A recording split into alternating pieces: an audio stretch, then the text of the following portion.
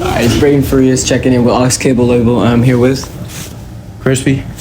It's a pleasure speaking with you today. Would you be able to tell the people that who don't already know who you are and what do you do? I have a production company called Krispy Productions, and I also road manage Baby Tron, certified trapper, and yeah, I do a lot of other things too. But my main thing is my production company. So you worked with countless artists. Can you break down the catalog of artists and brands you've worked with as far as people and brands? As far as brands, Jordan, Adidas, Snipes, Union LA, artists, 2 Chainz, Lil Wayne, DaBaby,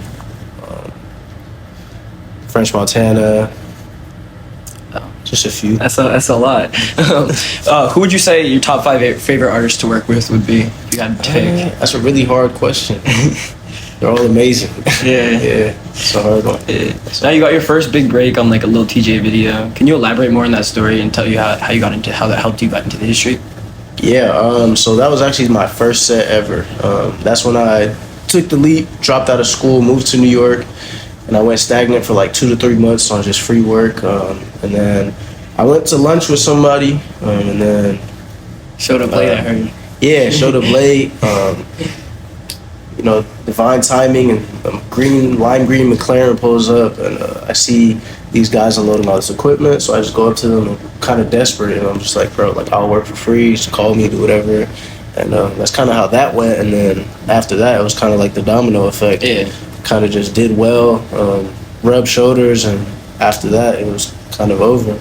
Wow, that's crazy.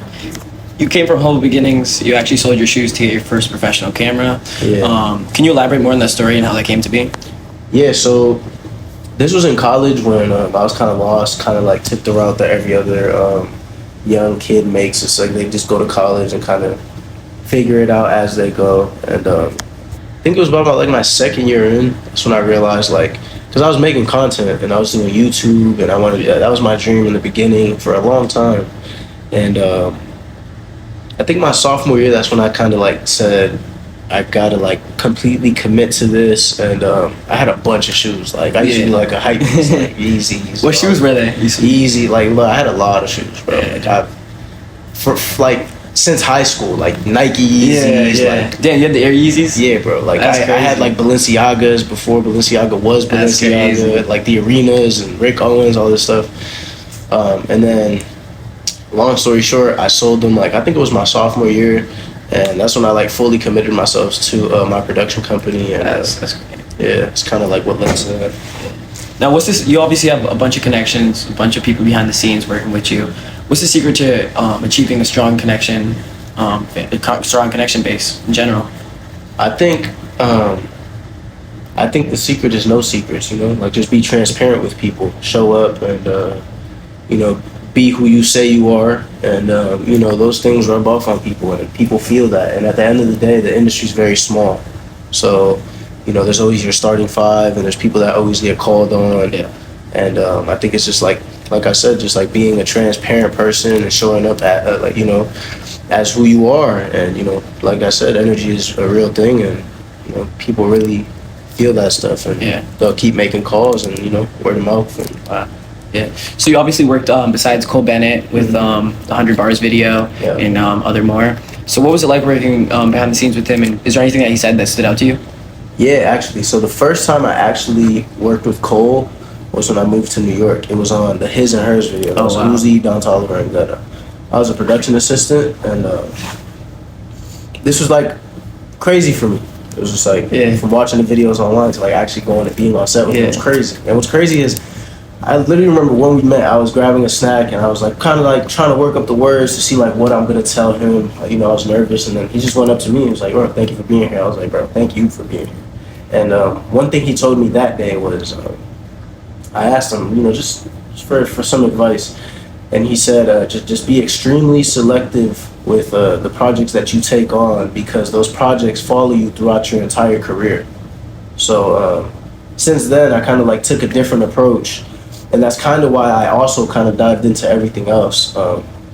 So I don't have to fully depend on just my videos to pay my bills. Yeah.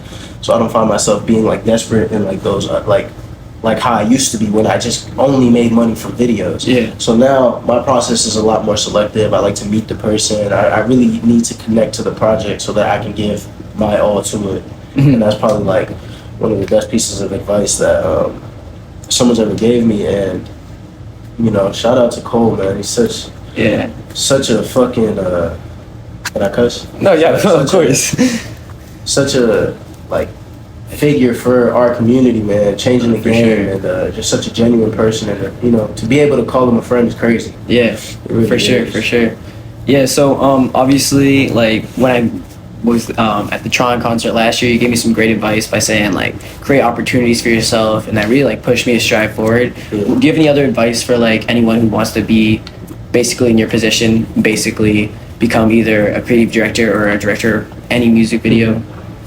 I think a lot of people skip over the inner work, you know, like aside from actual, like your career, like really look in the mirror and analyze who you are as a person, you know, really figure out what your intentions are on this world, and really like take a deep look into your mind. You know, a lot of people, they skip over that, and that kind of just trickles into everything else.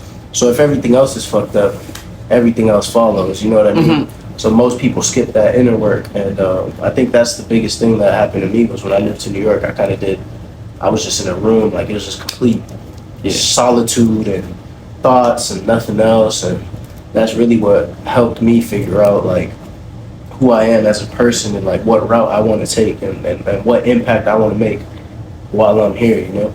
Yeah. So you like being called a director rather than a videographer. Can you tell me more about that? Well, it's a difference. A videographer is, you know, everyone is started as a videographer, and there's nothing wrong with a videographer at all. It's just a difference. A director, you know, communicates their, you know, they translate their vision. For sure. They tell people what to do and how to feel, and it's in a completely different world. Versus videography is like, you know, if you go to an NFL game and you shoot a Panthers game or whatever it may be, or a Celtics game, then those are like more of a videographer, where there's not like this channel, you know what I mean? Yeah. So I think that's like the biggest difference. Yeah. And what's it like being on tour with Babytron once again, and obviously Certified Trapper? Yeah, it's amazing, man. It's like I tell them all the time, it's just a privilege to like witness this, because for sure, it's upcoming history. Yeah, like they're just too they're definitely pioneers, for sure, and this is going to be colossal. 100%. I always tell them like such a privilege to watch y'all's process, and like, you know, be in the studio with y'all and see like this greatness that, you know, I was a part of early on. Yeah. Like understanding that like Cole was a part of like Famous Dex and all these 100%. people, and, like seeing where like for like, you know, that's a real OG right there. Yeah, too. so it's just like, you know, really appreciating like where I'm at, and taking a step back and understanding that I'm blessed, you know. Yeah, that's really great to hear. Yeah. You have anything else coming up in terms of your production company, or any projects you'd like to speak on? Definitely a couple projects that I got coming up. Nothing that I want to speak on yet. For sure, but, coming soon. Yeah, a lot of exciting things. And yeah, it's kind of like one of those things where you're just gonna have to see it. Yeah. Well, it's great talking to you, and thank you so much for being on here. You keep going too. Thank you. For sure.